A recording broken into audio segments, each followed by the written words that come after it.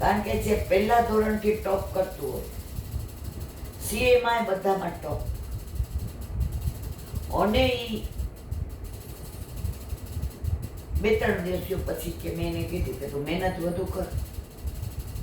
મને વલ્લભે કહ્યું છે કે આ વખતે તારું, એને એટલી બધી મહેનત કરી. હવે એની વચ્ચેની એક વાત કરું. મેં તો બોલો મારવા લાવ, જલ્દી કહેજો. મેં કીધું આ પાછળ ફોનની લાઈન લાગી છે. એ કે હું સવારે ઠાકોરજીને જગાડું ને ત્યાં નરસિંહ મહેતાને પ્રભાતી લો,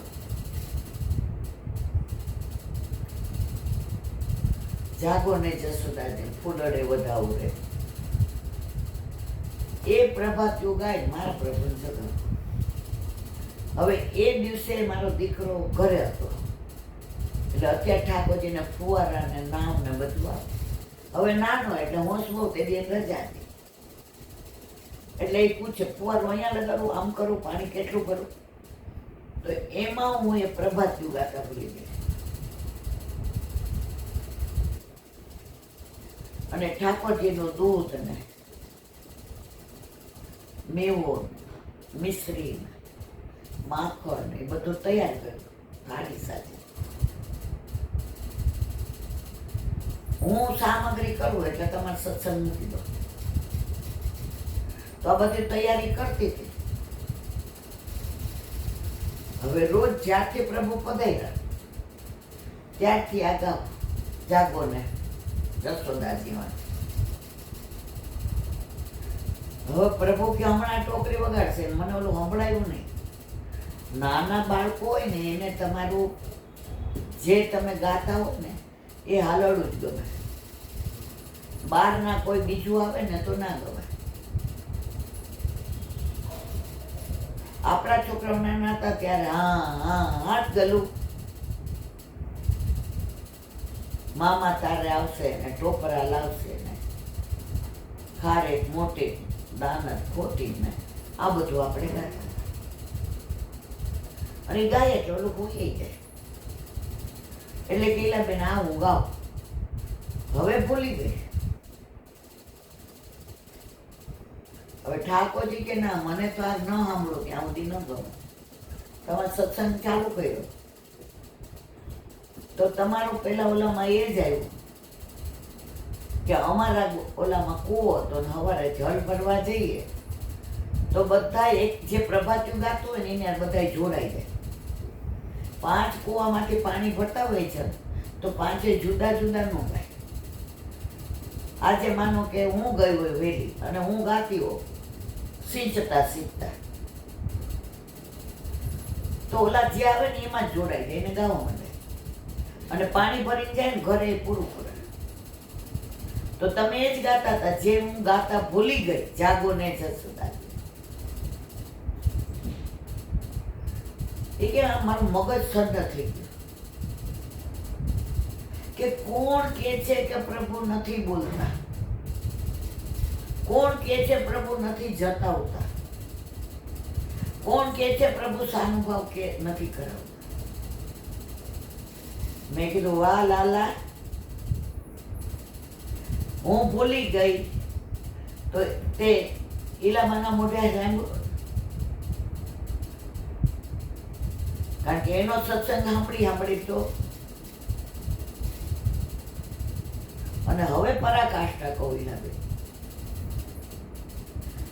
મારી દીકરી 2-4 દી થાય એટલે કે મમ્મી મહેનત તો જોશ ને 14 કલાક કરું છું. એ કે વલ્લભે મને કહ્યું છે આ વખતે તારી દીકરી ટોપ કરશે. મમ્મી ટોપ કરું તો ફેલ કેમ? એ કે બીજું વાક્ય ભૂલી જા, ટોપ કરીશ યાદ રાખ. એ કે તને હાચે એ કે હા મને હાચે વલ્લભે કહ્યું છે. આજે એનો ફોન આવ્યો 11:30 કે રિઝલ્ટ આવ્યું, એને ટોપ કર્યું. અને હરખનો તમને આ તો ખાલી નાની 1-2 વાત કરી. બાકી પ્રભુ જતાવે જ, સાનુભાવ જતાવે જ, એમાં કોઈ શંકાને સ્થાન નથી. રોજ આવા 2-4 ફોન આવે. આજે બીજો સૌરાષ્ટ્રમાંથી એક ફોન આવ્યો.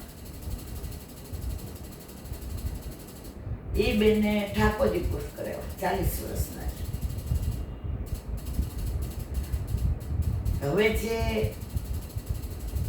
દેરાણા જેઠાણા સાસુ નણંદમાં એવું હોય, આપણે રમતા રખાય. અને સૌરાષ્ટ્રમાં ખાસ આપણા ઝંચવાય નહીં, દોષ પડે.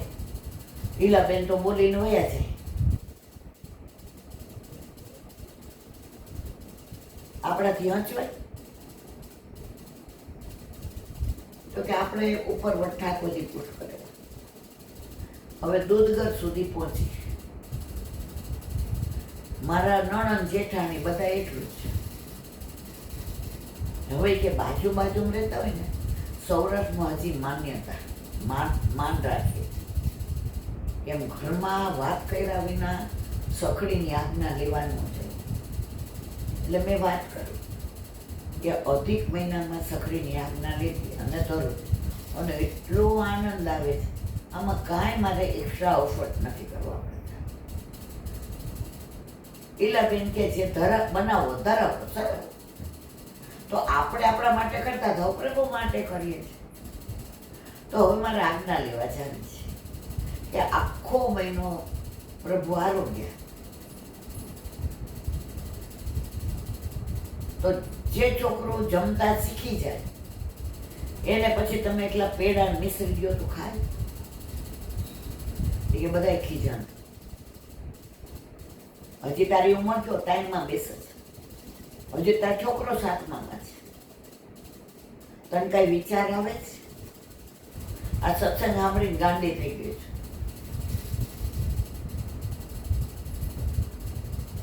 હવે કે મર્યાદા ઉલ્લંઘવી કે તમે કહો છો ને કે કસોટી તો પ્રભુ કરે. હવે કમર માટે ચક્યું થઈ ગયું, ઊભી ન થયો. ઠાકોરજી એટલે દૂધગર સુધી પરાણે પહોંચો. અને ઠાકોરજી જાણે હું આમાં માલું તો આમ મરસામાં જોઈને હશે. એ કે ચિંતા કરમાં, ઉપજાની સુંદરી બનાવી દીધી હતી, તોય સરસ થઈ જાય છે.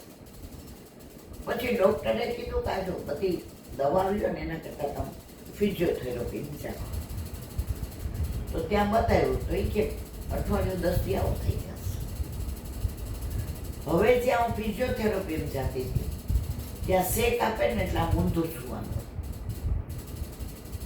તો બે આજુબાજુમાં આવતા હતા, એ બે વૈષ્ણવ, તો એ બે સખડી ધરાવતા. એટલે પળામાં કંઠી જોઈએ એટલે ત્રણેય જય શ્રી કૃષ્ણ કહ્યું. પછી એ ક્યાં સુધીનો ક્રમ છે? તો અધિક દૂધઘર છે. હવે અધિક મહિનો સખડી ધરાવવાની આજ્ઞા લીધી છે. તો કે સખડી ન ધરાવો પ્રભુને ભૂખ્યા રહે.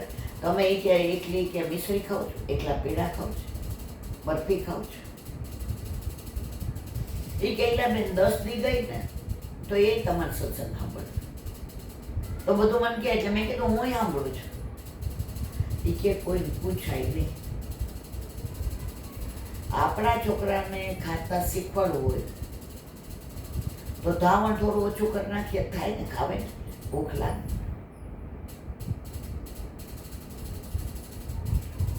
કમરમાં મટી ગયું, હાવ એકદમ સરસ થઈ. ઘરમાં કોઈને પૂછ્યા વિના સખડીની આંખી લઈ આવી. અને પછી જે મનમાં જે મારો ઉમંગ છે ને હું વ્યક્ત નથી કરી શકતી. પ્રભુ ક્યાંથી કેવી લીલા કરે છે.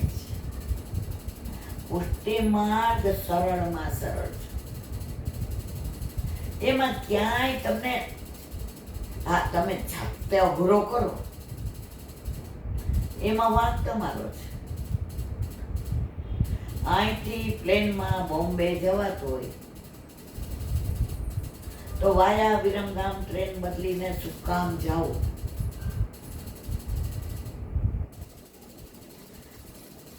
તમે જેવી રીતે જીવો છો એવી જ રીતે જીવવાનું. પણ આ ઘર પેલા તમારું હતું, પ્રભુ પધાર્યા તો નથી. પછી પ્રભુનું જળ, પ્રભુનું દૂધ, પ્રભુ માટે ટોકરી, પ્રભુના નો ધરાય, આમ નો કરાય. છોકરા હોય પછી બા આ ડીશ ઠાકોરજીની છે, અહીંયા કામ હોય કે આપણને પાછળથી લે બેટા મારી ભૂલ થઈ ગઈ, હવે ગેસ ઉપર તપાવજો બા અહીંયા મૂકી હતી. આપણે કોઈને કાંઈ કહેવું પડતું નથી.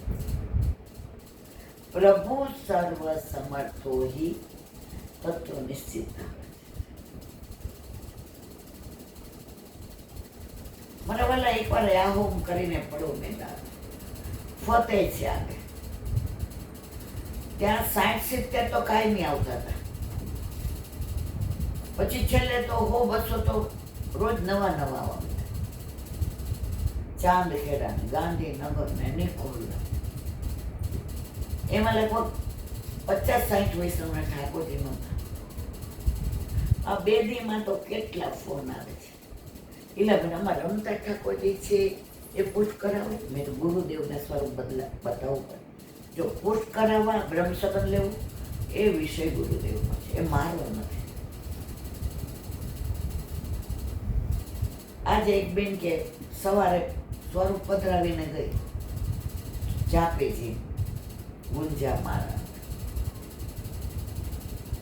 મારા મિસ્ટરને કીધું કે જો સવારથી આ ચા જ પીધી છે. મેં કીધું આપણે બ્રહ્મ સંબંધ લેવું હોય તો વ્રત કરાય, પણ ના એ કે આપણે ઠાકોરજી. મેં કીધું બહુ સરસ.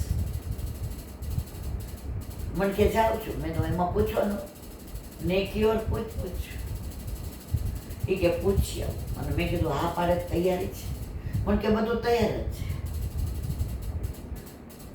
મંદિરમાં બીજા બધા દેવ દેવતા હતા એને જય શ્રી કૃષ્ણ કહ્યું. બધું સરસ સાફ કર્યું, બધી ગૌમૂત્ર છાંટી દીધું, દૂધની તપેલીઓ બધી તપાવી દીધી, સાણસી ચમચી ને જુદી પાડી. હવે સામાન્ય રીતે 9 વાગે હું ફોન ન ઉપાડું, પણ કયું છે કે આવું પુષ્ટ કરાવવાનું આવું હોય તો એ કે બતાવવા જાઉં છું. અને મારા મિસ્ટર ગાડીમાં કે આ ચાલુ ગાડીએ વાત કરું છું. મેં કરો એ કે હા પાડે ને તો પુષ્ટ કરાવી જ લેશે. જે મારા મિસ્ટર 6 મહિનાથી મને 10 વાર રડાવી, જ્યારે કહું પુષ્ટ કરાવવાનું બીજી વાત કર, એ આઘું રહેવું ના એ બધું ના ચાલે. અને હજી તું નાની છો, 4 દી પછી મારે કરવું પડે એ બધું મને નહીં ફાવે. કે બેન ગાડીમાં જુઓ વાત મેં ના મારી વાત નથી કરી, મારે મોડું થાય. તમે આનંદથી યુગલ સ્વરૂપે પુષ્ટ કરાવો. એટલે કે જો આ સ્વરૂપની હા પાડશે. 12:20 ફોન આવ્યો. એ ઓલું બોલો ને ઈલાબેન ઓલું. મેં કીધું આ શું? હા મને કે પૂછ. મેં કીધું ઓહો યશોદમાં બની ગયા, ભાઈ નંદબાવા બની ગયા. મેં કીધું નંદ ઘેર આનંદ ભયો જય કનૈયા લાલ. અધિક મહિનામાં પ્રભુએ આપણે ફળ હોતું જ નથી, આપણે બધા નિમિત્ત બનીએ છીએ. વલ્લભને જેના ઘરે પધરાવવું હોય. આજે એ કે હું 18 વર્ષથી રમતા ઠાકોરજી સેવા કરતી. મેં તો રમતા તે જમતા કર નાખ્યા ને. મારે કેવાનો આશય છે પ્રભુ ઘરમાં પધારે પછી આપણે એની વ્યવસ્થા નથી કરવાની, એ આપણી વ્યવસ્થા કરે છે. એટલો વિશ્વાસ રાખો મારવાના, એટલી શ્રદ્ધા રાખો, એટલી દ્રઢતા રાખો. બોલો વલ્લભાધીશ વલ્લભાધીશ ભાગવત ભગવાન પૂતના મોક્ષ અને પરીક્ષિતની જિજ્ઞાસા. પૂતના આવી. પ્રભુએ એને જોઈને આંખ બંધ કરી. એના ઘણા વિવેચકોએ, વિચારકોએ, આચાર્યોએ ઘણા કારણો આપ્યા. કાલે આપણે 2 કારણની ચર્ચા કરી, આજે ત્રીજો વિચારક કહે છે આખી દુનિયાને અભયનું દાન આપનાર ભગવાન પૂતનાથી ડરે ખરા. જો તેઓ ડર્યા હોત તો પૂતનાના પ્રાણ ચોચ્યા હોત ખરા. ગોવિંદજીએ ડરીને આંખો બંધ કરી નથી. ખરી વાત તો એ છે કે ગોવિંદજીના નેત્રોમાં જ્ઞાન વસે છે.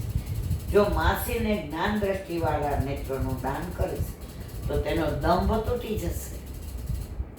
તેને લઈને અહીં તેના અસલ સ્વરૂપમાં પડીને પ્રાણ છોડશે તો મારી માતા ગભરાઈ જશે.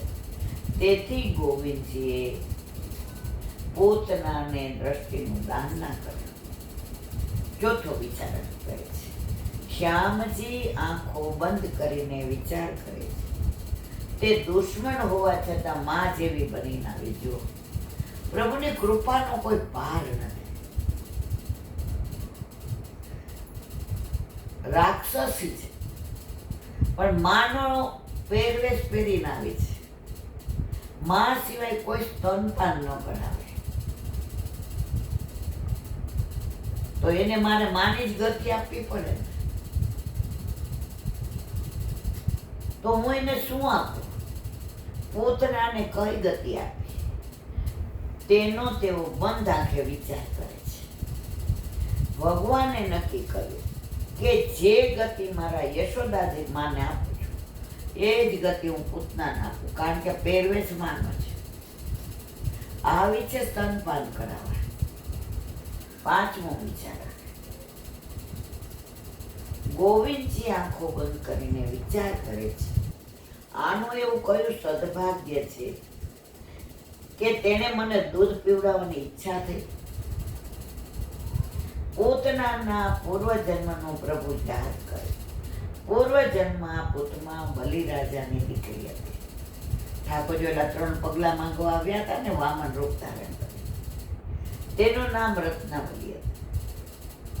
જ્યારે ભગવાન નાનકડા વામનજી બનીને ભિક્ષા માંગવા બલિના આંગણે પધાર્યા એ વખતે રત્નાવલીના ચિત્તમાં એવો ભાવ જાગ્યો કે આ વામન બટુક મારો પુત્ર હોય તો કેવું સારું.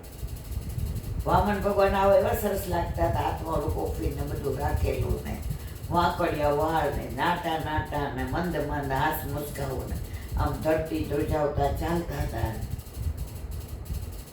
તો બલિની દીકરી રત્નાવલીને એમ થયું આવો મારો દીકરો હોય તો કેવું સારું.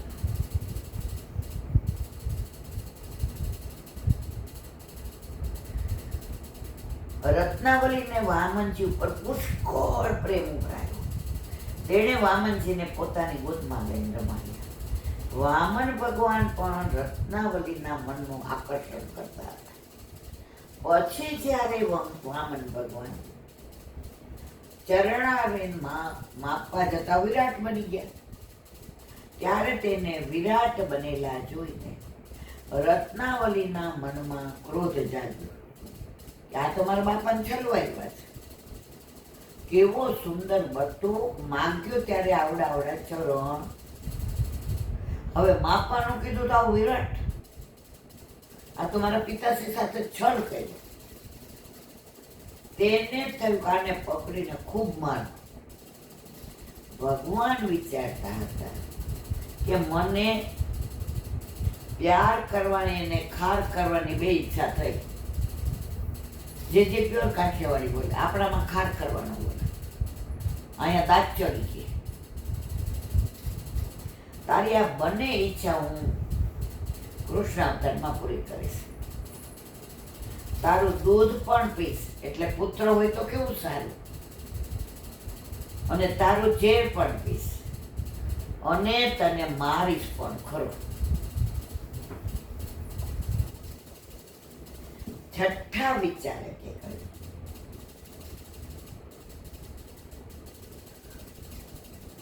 શ્યામજી આંખો બંધ કરીને શિવજીને યાદ કરે છે. એ ભોળા શંભુ, માખણ ખાવાનું કામ મારું અને વિષ પીવાનું કામ તમારું. આ બેને કેટલું બધું બને છે હરિહર. મહાદેવજી બધાને આપી દે વરદાન અને ભરાઈ જાય એટલે કોને યાદ કરે? ઠાકોરજી. અને ઠાકોરજી રતન કામ પડતા મૂકીને પ્રભુ પાસે આવે. અને જ્યાં ઝેર પીવાની વાત આવે તો શંભુને બોલાવે અને શંભુ દોડતા આવ્યો, મારા આરાધ્ય દેવને હું ઝેર ક્યારેય ના પીવા દઉં. મારી માએ મને માખણ ખાતા શીખવે, ઝેર પીતા ન શીખવે. ભગવાને નેત્રો બંધ કરીને શંકર સરયુનું સ્મરણ કર્યું. આમ જુદા જુદા વિચારો ભગવાનને નેત્ર બંધ કર્યાના અનેક કારણો અનેક છે. આ તો અહીંયા મસા દાખલા